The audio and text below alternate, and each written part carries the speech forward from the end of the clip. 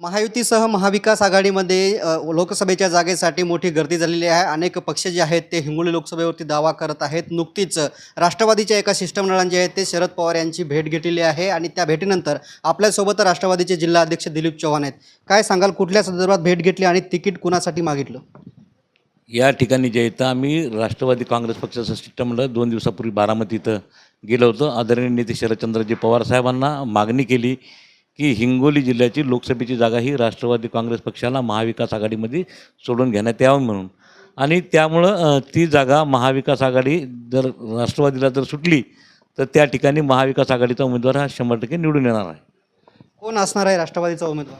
त्या ठिकाणी राष्ट्रवादीचा उमेदवार म्हणून आम्ही दांडेगावकर साहेबांची सगळ्यांनी शिफारस केली की एक चांगला माणूस जिल्ह्यातला, ज्याला सहकारामधलं पूर्ण नॉलेज आहे आणि यापूर्वी त्यांनी मंत्रिपदसुद्धा या जिल्ह्यामध्ये भूषवलेलं आहे.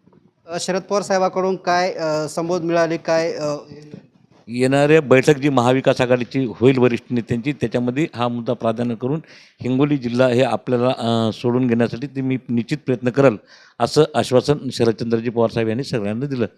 मात्र कुठेतरी महाविकास आघाडीमधून सगळ्याच पक्षातील अनेक उमेदवार तिकीट मागत आहेत लोकसभेचं, तर मग वाटतं का राष्ट्रवादीला जागा सोडून देतील म्हणून? नाही, यापूर्वी आम्ही राष्ट्रवादी काँग्रेस पक्षाचा 2 वेळेस उमेदवार आमचा सूर्यकांता पाटील यांच्या माध्यमातून त्या ठिकाणी निवडून आलेला आहे. त्यामुळं आमचा राष्ट्रवादी काँग्रेस पक्षाचा हिंगोलीपासून किनवटपर्यंत सगळ्याच मतदारसंघामध्ये आमची ताकद आहे. आमचे सगळे लोक आदरणीय नेते शरदचंद्रजी पवार साहेबांच्या राष्ट्रवादी काँग्रेस पक्षामध्ये आहेत, इकडं कुठे गेलेले नाहीत.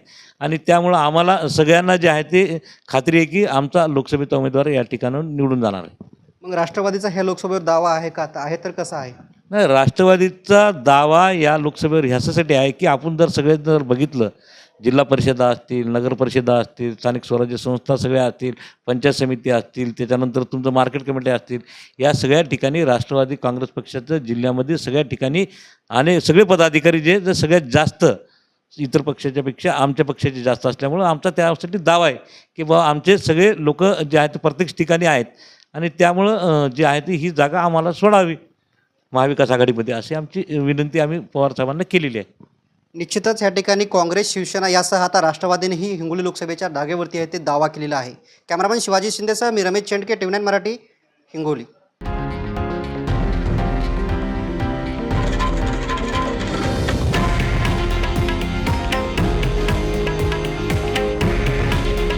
हे आहे देशातील नंबर 1 न्यूज नेटवर्क आणि आपण पाहत आहात TV9 मराठी. काळजी तुमची, हित महाराष्ट्राचं.